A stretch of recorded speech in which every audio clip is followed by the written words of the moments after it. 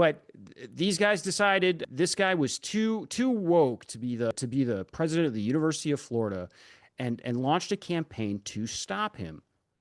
And it still blows my mind that this is why they ended up rejecting this guy. The board of governors ended up rejecting him, and just sort of like a shocking, I think the vote was 10-6.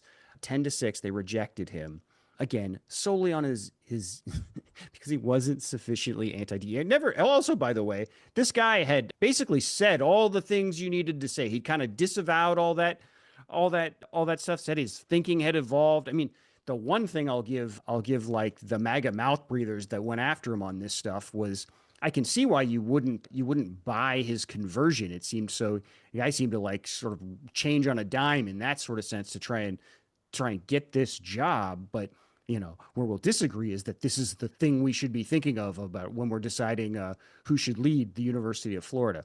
But regardless, they ended up rejecting him in what was just a rawly political vote. There was like also some griftery stuff in there. Scott Maxwell of the Orlando Sentinel just wrote a column about this.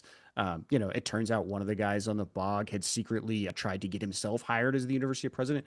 Paul Renner, another fucking politician looking for a payday on a public payday, he had approached the UF board chair about potentially being hired as the University of Florida's new president, and seems to have gotten laughed out of the room. So at least that's a positive development.